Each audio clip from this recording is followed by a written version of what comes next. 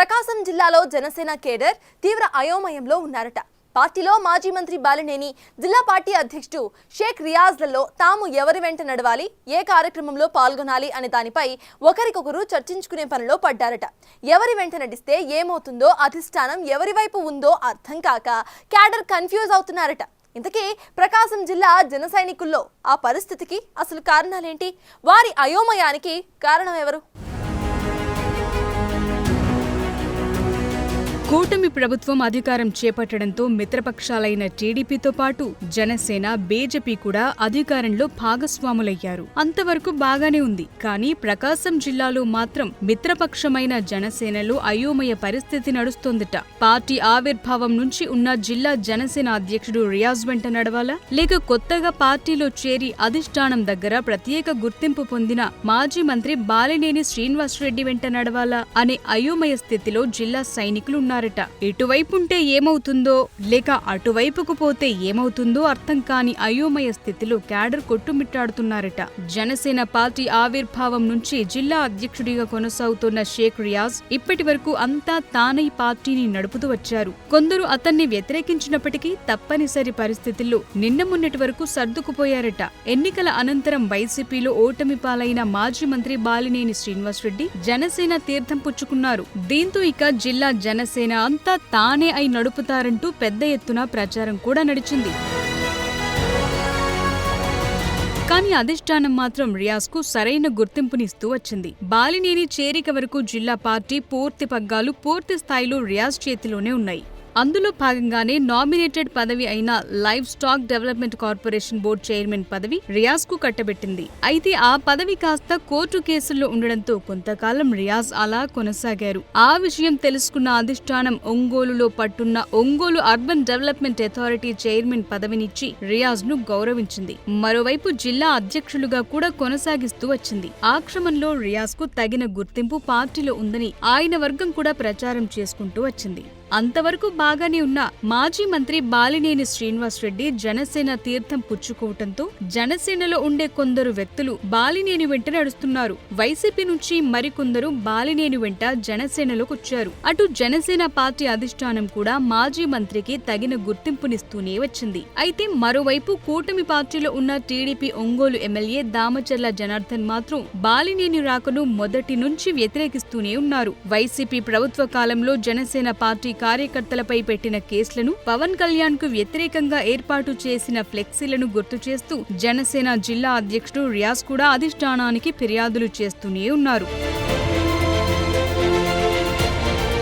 2024 ఎన్నికల సమయంలో బాలినేని శ్రీనివాసరెడ్డి ఆయన వియ్యంకుడు భూదందాలకు పాల్పడ్డారంటూ బహిరంగంగా రియాజ్ విమర్శిస్తూ వచ్చారు. మరోవైపు 5 సార్లు ఎమ్మెల్యే, 2 సార్లు మంత్రిగా పనిచేసిన అనుభవం కలిగిన బాలినేని శ్రీనివాసరెడ్డికి ఒంగోలు నియోజకవర్గంలో తిరుగులేని పట్టుంది. అయితే జనసేన పుణ్యమా అని 2 సార్లు మాత్రం ఓటమి తప్పలేదు. 2014, 2024 ఎన్నికల్లో జనసేన టీడీపీతో పెట్టుకున్న పొత్తు వల్ల ఓటమి చెందాను అనే అభిప్రాయం బాలినేని శ్రీనివాసరెడ్డికుందట.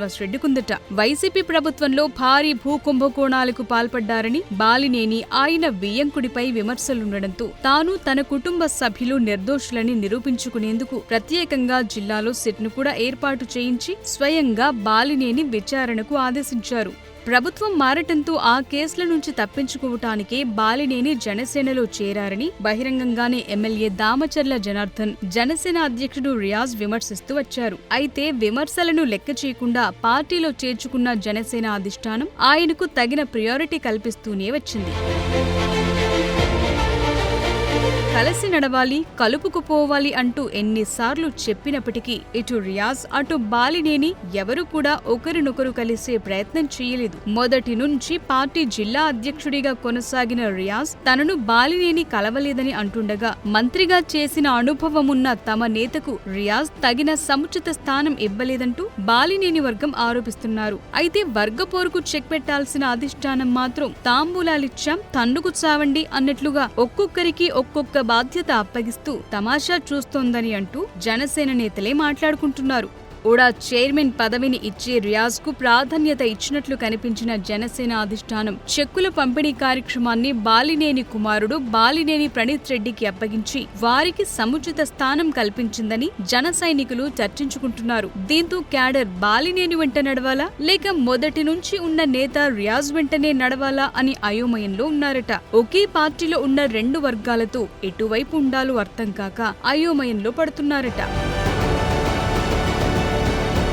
పార్టీ క్యాడర్ ఎక్కువ భాగం రియాజ్ వెంటనే నడుస్తుండగా ఒంగోలు కార్పొరేటర్లంతా బాలినేని వెంట నడుస్తున్నారట. దసరా నుండి పార్టీ పటిష్టతకు ప్రత్యేక కార్యక్రమాలు ఏర్పాటు చేస్తున్నట్టు చెప్తున్న జనసేన పార్టీ అధినేత మరి పార్టీలో ఉన్న వర్గపోరును ఎంతవరకు పరిష్కరిస్తారోనంటూ జనసేన క్యాడర్ చర్చించుకుంటున్నారు. ఉడా పదవితో రియాజ్ కు చెక్ పెట్టి జిల్లా పార్టీ పెత్తనం బాలినేనికి అప్పగిస్తారా లేక జనసేన పెత్తనం రియాజ్ దేనా అని పార్టీ శ్రేణుల్లో బెట్టింగులు కూడా మొదలయ్యాయట. త్వరలోనే జిల్లా అధ్యక్ష పదవి మారనుంది అనే సమాచార నేపథ్యంలో మా నేతకే పార్టీ పగ్గాలు అప్పగిస్తారంటూ బాలినేని వర్గం చెప్తుంటే కూటమి ప్రభుత్వం కలుపుకుపోయే వాళ్లకే పెత్తనం ఉంటుందని రియాజ్ వర్గం అంటోందట. మరి కూటమి పార్టీతో ఉన్న స్నేహం కొనసాగింపులో భాగంగా అధిష్టానం ఏ నిర్ణయం తీసుకుంటుందో అని జనసేన క్యాడర్ ఎదురు చూస్తున్నారట. జనసేన పార్టీలో చేరిన నాటి నుండి పెద్దగా ఏ కార్యక్రమాల్లో పాల్గొనని బాలినేని శ్రీనివాసరెడ్డి తన వెంట నడుస్తున్న కార్పొరేటర్లను మాత్రం జాగ్రత్తగా చూసుకుంటున్నారట. వారికి కావాల్సిన అవసరాలు తీరుస్తూనే కార్పొరేటర్ల కుటుంబాలకు ప్రత్యేక టూర్ను కూడా ఏర్పాటు చేశారట. మొత్తానికి త్వరలో రానున్న స్థానిక సంస్థల ఎన్నికల నేపథ్యంలో జనసేన ఎలాంటి నిర్ణయం తీసుకోబోతోంది అనే చర్చ పెద్ద ఎత్తున జరుగుతోంది. కార్పొరేషన్లో 19 మంది కార్పొరేటర్లను కలిగి ఉన్న జనసేన రేపు పోటీలో అన్ని సీట్లు దక్కించుకుంటుందా అనేది హాట్ టాపిక్ గా మారింది. ఒంగోలు కార్పొరేషన్లో ఉన్న 50 డివిజన్లలో జనసేనకు ఎన్ని కేటాయిస్తారు అనే లెక్కలు కూడా వేస్తున్నారట. బాలినేనిని నమ్మి వెంట నడిచిన కార్పొరేటర్లకు రేపు కార్పొరేషన్ ఎన్నికల్లో అవకాశం ఉంటుందా? రానున్న రోజుల్లో జనసేన పార్టీలో ఏం జరగబోతుందని అందరిలో ఉత్కంఠ రేపుతోంది. ఇటు రియాజ్ కూడా తగ్గేది లేదన్నట్టుగా ముందుకు వెళుతున్నారు. తన ఓటమికి 2 పర్యాయాలు కారణమైన జనసేనలో చేరిన బాలినేని ఆ పార్టీ బలోపేతానికి తాను శాయశక్తుల కృషి చేస్తానని పార్టీని బలోపేతం చేస్తానని అధినేతకు వాగ్దానం చేశారు. మార్కాపురంలో జరిగిన బహిరంగ సభలు కూడా బాలినేనికి ప్రియారిటీ కల్పించిన పవన్ కళ్యాణ్ మరి రానున్న స్థానిక సంస్థల ఎన్నికల నాటికి ఎవరికి పగ్గాలప్పగిస్తారనే చర్చ ఇప్పటికే బెట్టింగ్ల వరకు వెళుతోంది. మరి పగ్గాలు బాలినేని వర్గానికి దక్కుతాయా లేక రియాజ్ వర్గం నిలబెట్టుకోగలుగుతుందా అనే చర్చ ప్రకాశం జిల్లా పొలిటికల్ సర్కిల్స్ లో మొదలైంది. మరి పార్టీ పటిష్టతకు అధిష్టానం ఏ నిర్ణయం తీసుకుంటుందో చూడాలి.